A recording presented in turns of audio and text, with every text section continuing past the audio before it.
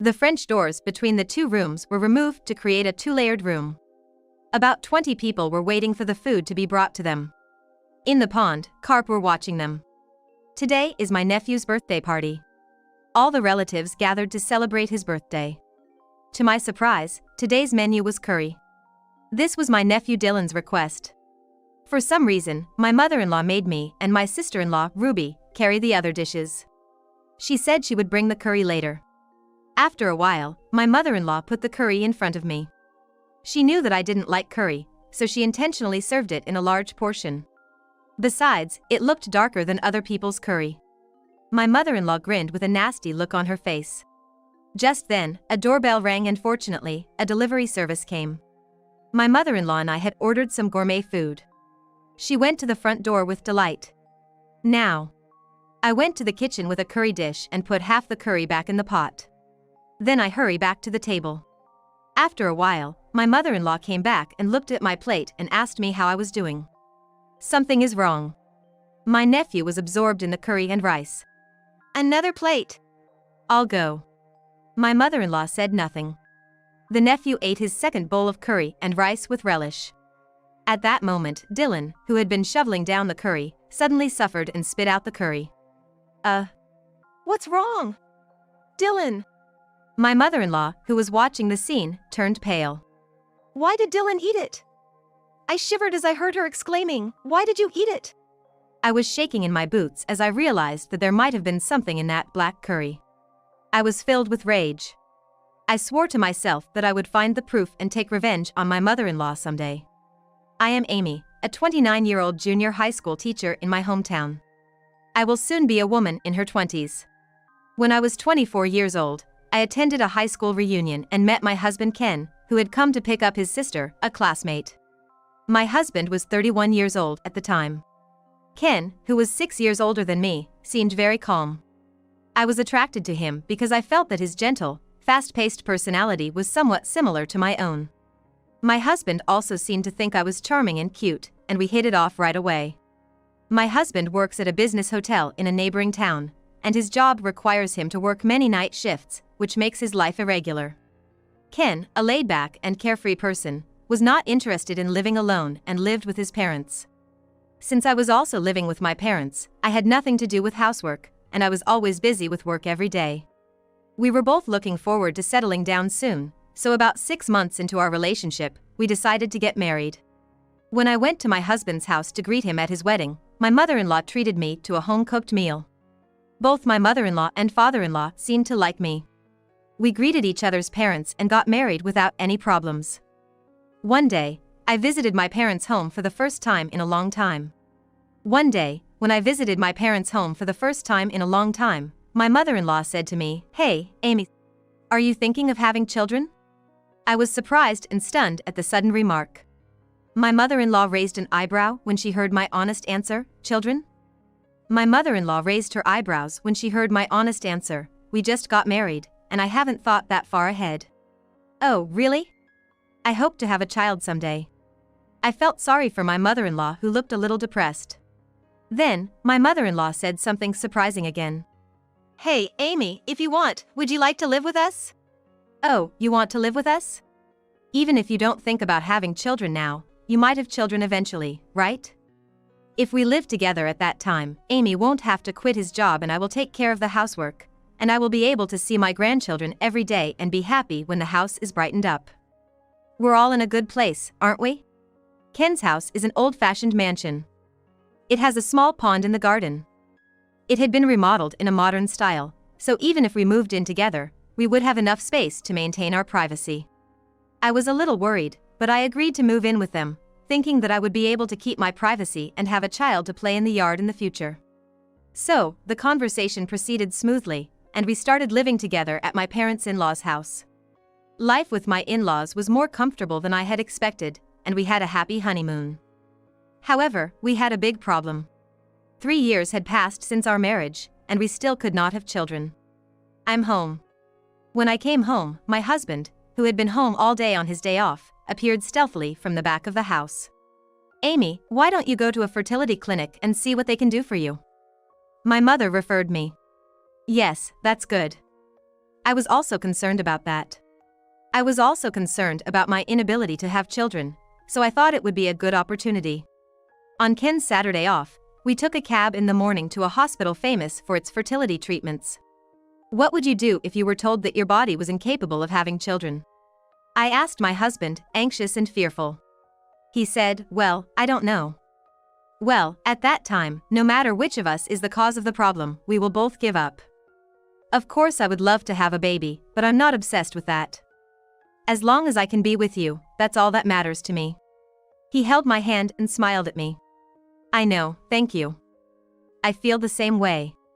Hearing his words, I felt a little relieved to know that neither of us was fixated on the child. After the examination, he said, "Well, you are both still young, so there is a good chance that you will have children. However, if women are not careful, they will soon start having babies at an older age, and it will gradually become more difficult for them to have children. The earlier you start fertility treatment, the more likely it is that you will be able to conceive, but we will leave this up to you two to decide.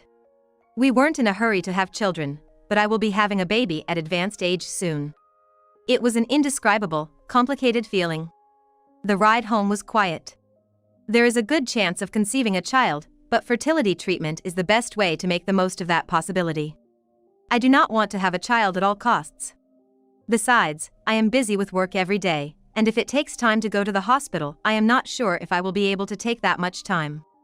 Besides, I am still young. Should I really start treatment now? Shouldn't I wait for the right time? I was in a quandary. After coming home from the hospital, Ken reported the results to his mother-in-law. She said, "I see. Of course, you are going to get treatment, aren't you, Amy?" She immediately answered, "Of course, you are going to get treatment, and you don't have to worry about money." I was a little confused by this comment. Well, I'm having a hard time balancing my work and my life, so I'm going to let nature take its course a little more. What are you talking about? If you don't start soon, you'll have to start having babies at an older age, and you won't be able to have more children. Why don't you take this opportunity to quit your job? Quitting my job. To be honest, I had never thought of that. Of course, there are days when I get frustrated because the students don't listen to me at all, and there are times when I feel like giving up because of the workload. But I still love my job. I could see the faces of the students I work with in my mind. I can't stop working. I love my job. I looked straight at my mother-in-law and said, "I can't believe you. Why? We need to have children." Her eyes widened in surprise. Of course, I would like to have a child, but Ken and I don't put that much emphasis on having a child at this moment. Yes, I understand. Although she answered me so, she was clearly unhappy about it. Perhaps it was from that day on, my mother-in-law and I began to behave strangely toward each other. She continued to persuade me to undergo fertility treatment every day for some time after that. One day, she said, "How about this hospital?" One day, she brought me a pamphlet of a hospital, saying, "How about this hospital? A woman doctor will take care of you, so I think she will be kind to you." The more she persistently tried to persuade me, the more I felt like she was forcing me to do something I didn't want to do. The more I was persistently persuaded, the more I disliked the feeling of being coerced. Please stop this. I will talk about the child with Ken. Please leave me alone now, I said in a stronger tone than usual. However, my mother-in-law, who heard this comment, thought that I had no intention to do so, and her attitude gradually turned cold. She hardly tried to talk to me. She did not make eye contact with me when I tried to talk to her, and one time, I heard her talking about me bluntly on the phone while she was talking with her friend. The content of the phone call was, "Is it hard for your wife too? But you know, compared to my wife, she's still pretty. My wife doesn't do anything at all. All she does is make cup noodles. She only has a big appetite and she is a flying pole smasher." What a terrible thing to be told. I heard it from the shadow of the wardrobe. My mother-in-law had been kind and gentle when we first got married. But now she is talking ill of me with her friends. I was so sad that I burst into tears at the thought that my mother-in-law would treat me like this for the rest of my life, until we had children. After about a week, I had said the same thing to my mother-in-law before, but that time she said, "You are busy with your work, aren't you? Don't worry about it." She smiled at me and said, "Don't worry, you are busy with your work, aren't you?" But this time was different. Then, I will ask you to start tomorrow. What do you mean you finally want to do it? I thought to myself, but I held back my anger. Then I smiled and said, I'll take care of it. But I come home late every day, so I'll leave dinner to you, Mother. Yes, I'll make dinner. The next morning, I woke up an hour early and went to the kitchen to make breakfast with my mother-in-law, but she did not come out of her room. I thought it was strange, but if I kept waiting for her, I would not be able to make it to work in time. Then my father-in-law came over. Amy, what's wrong? Good morning. I've decided to start cooking today. My father-in-law seemed a little surprised. Thank you. He seemed a little surprised, but I see. He said kind words to me, good luck, and don't push yourself too hard. Then my mother-in-law and I finally came into the living room. My father-in-law's kind words touched my heart. He said, Amy, did you have a good time cooking by yourself? I'm not a very good cook, but I did my best today. My husband was on duty today and had not come home yet. I started to eat with my mother-in-law and father-in-law. When my mother-in-law drank some of the miso soup I had made, she said, What is this miso soup? She frowned and said, What is this soup? She frowned. What's wrong with it? Did you use powder stock? Yes, I used granulated soup stock. What have you been looking at all this time? Suddenly my mother-in-law became irritated. I was frightened because I didn't know what to do. My father-in-law followed up by saying, Mom, this is very good. However, you, shut up, mother-in-law yelled. The air became quiet with her angry voice. All three of us ate our meals in silence, without opening our mouths. From that day on, this kind of exchange was repeated every morning. I sighed, thinking that this would happen again today. However, my mother-in-law's attacks on me did not end there. One day, when I came home from working overtime, I found that the food that was always placed on the table was not there. As I was standing there, she called out to me from behind. I was startled by the suddenness of the situation. Amy. It was my mother-in-law behind me. I was so surprised to see you, Mother. I was so surprised. I smiled at her, and she said with a straight face, From now on, you cook dinner. What do you mean? I was stunned, not understanding what he meant. You are Ken's wife, aren't you? It was wrong for me to cook until now. That's true too. My mother-in-law did nothing wrong. It's just that before we moved in together, my mother-in-law told me that she would do it. And it's a little too abrupt. It's sudden. But I also finish my work late, and there are days when I have to prepare ready-made meals or packed lunches after work. Ken will be home late at night anyway, right? Yes. Then, even after work, you still have time before Ken comes home. Don't take it easy on me, she spat. My mother-in-law had a point. Usually, every family cooks dinner after work. I couldn't say anything to her. Oh, I shouldn't have said something unnecessary that day and set my mother-in-law on fire. It can't be helped. From now on, when Ken is not around, I will eat out and go home. I decided to think positively like that. After that, I was completely open-minded and kept positive thinking, so I did not have to worry about my mother-in-law as before. She did not like the fact that my expression had become brighter, and she did not make eye contact with me, but rather she ignored me more and more. I did not notice my mother-in-law, who not only ignored me but also glared at me coldly when I came to work with a smile on her face. I had not noticed that the corner of her mouth on the right side was slightly upturned. Today is May 5th, and it is the 9th birthday of my nephew Dylan, my sister-in-law's son. My mother-in-law, father-in-law, Ruby and her son gathered at our house. Ruby is raising Dylan as a single mother after the death of her husband. She was a classmate of mine when she met my husband. And Ken's cousin June. 3 families, 4 people, and my parents also came. My husband had taken a month off for this event. Today was Dylan's favorite, and my least favorite, curry rice. My sister-in-law Ruby and I were in charge of preparing the curry. My mother-in-law was in an unusually good mood today. You too, I'll take care of the rest, so please relax. Unusually, my mother-in-law said she would do the cooking by herself. I wondered why this was unusual, since she had been forcing me to do everything lately, but I didn't mind. After playing video games with Dylan for a while, I heard my mother-in-law's voice from the kitchen saying, "It's ready." Ruby and I headed for the kitchen. "Ruby, please bring a plate of hors d'oeuvres." Ruby took a plate of hors d'oeuvres. When I was about to put rice on the curry dish, my mother-in-law said, "I'll take care of that, you take care of the drinks." They were all looking at the food and saying, "Wow." Then my mother-in-law brought the curry to the dining table. My mother-in-law also came to my table and put a plate of curry in front of me, saying, "This is for you." At that time, I did not notice that my mother-in-law had a wry smile on her face. A large bowl of black curry was placed in front of me. The curry was a color I had never seen before, and I felt a little queasy.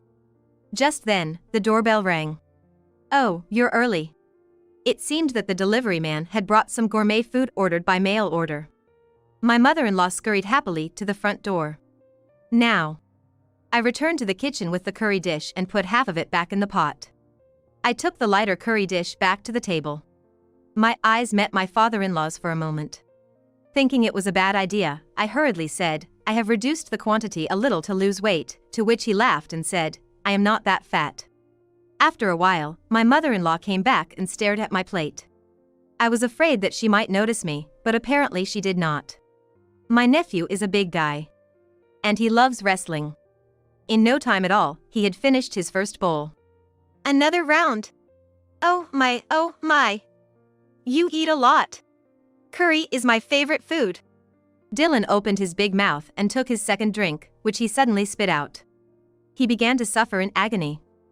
My sister-in-law rushed down to my nephew and said, "What's wrong?" She called out to him. My husband, who was watching the situation, immediately called an ambulance. "Dylan. Dylan." Ruby kept calling out to her mother-in-law, who was stunned with her mouth wide open. Why did Dylan eat it? She looked frustrated and shouted again and again, "Why did you eat it?" From her comment, I realized that she had put something in my curry. My legs were shaking so badly. I guessed that Dylan must have eaten the curry that I put back in the pot.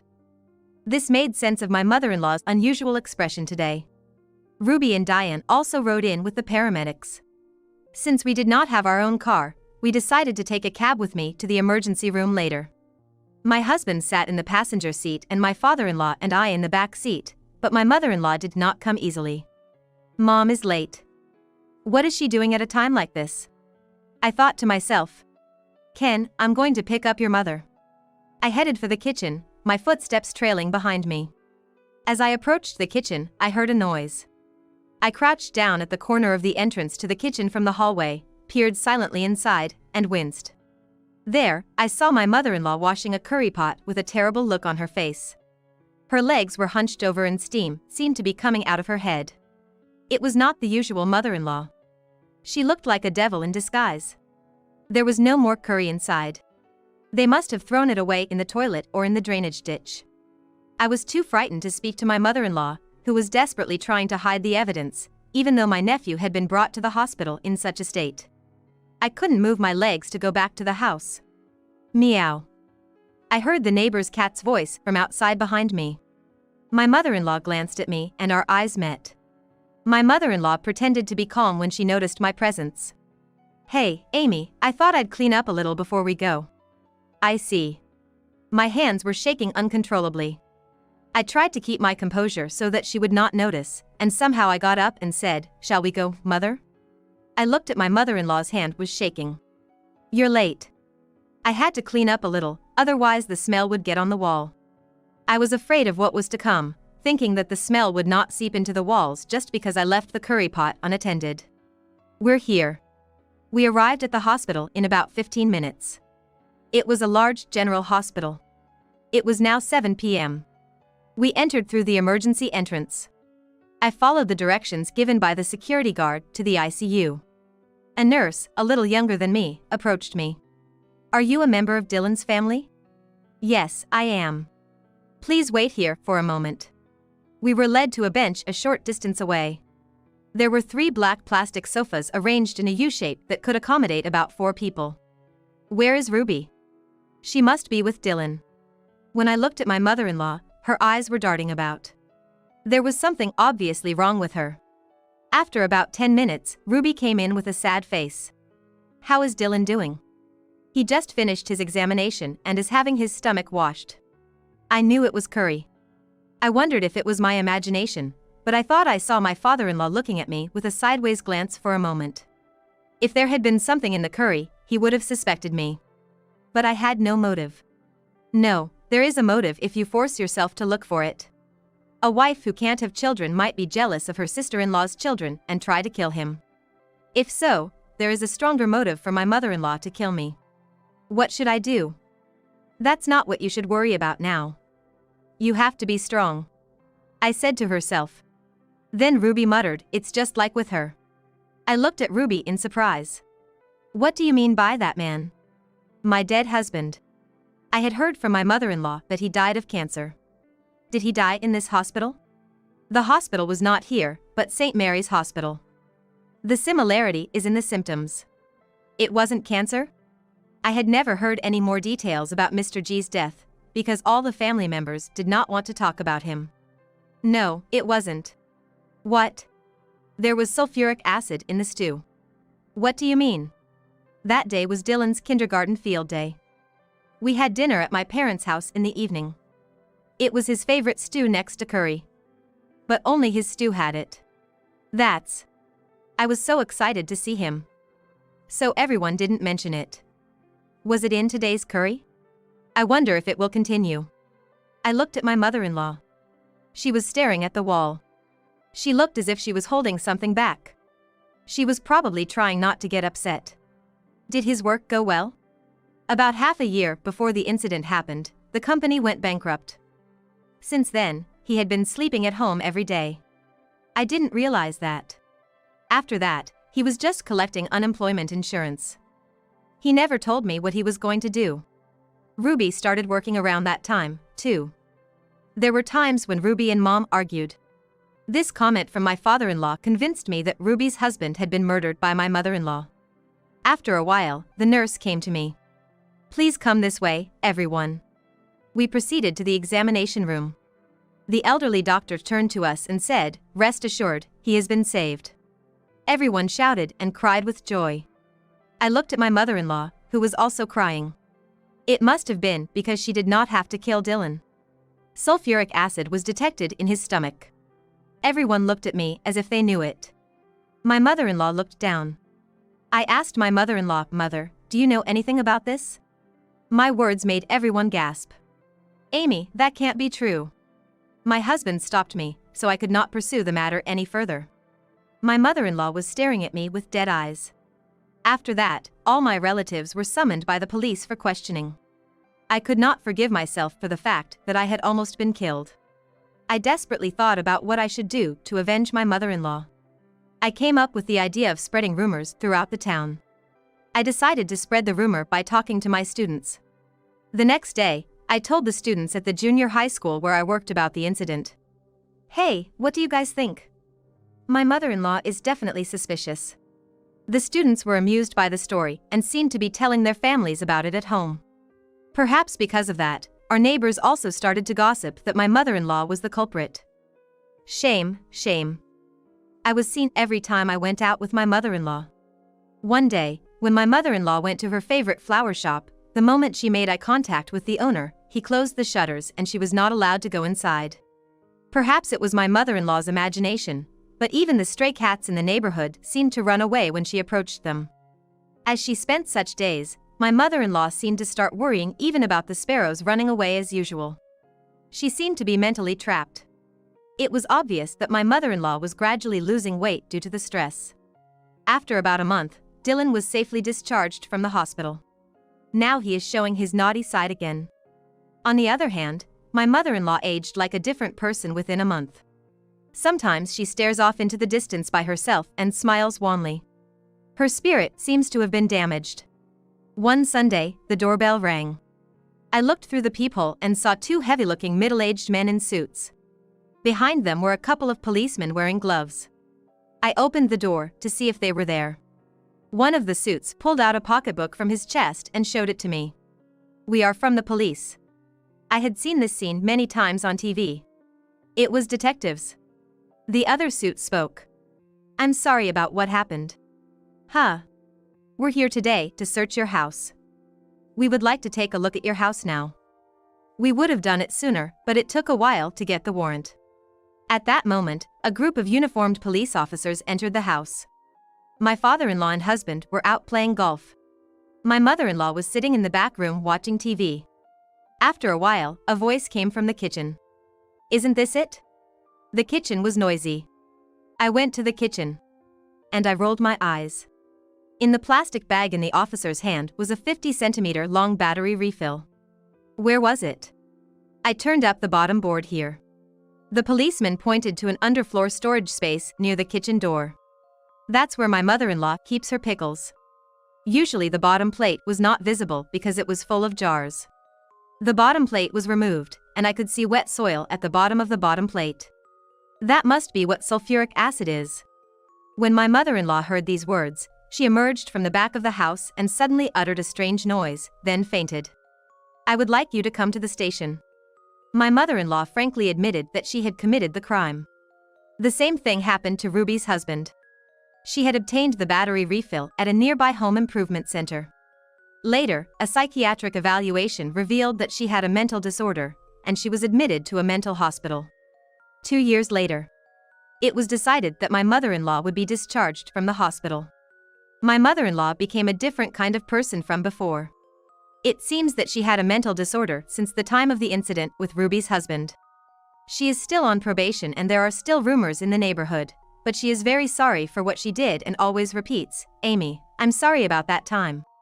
3 years have passed since then. I am now 32 years old. Our family still lives in the same house. About 3 months ago, my wife and I were finally blessed with a child. Today we went to the hospital and the test results showed that it was a girl. The junior high school where I worked for many years will be closed next year and I was about to be transferred to a junior high school in a neighboring town. I think I will take this opportunity to become a full-time housewife and do my best to raise my children.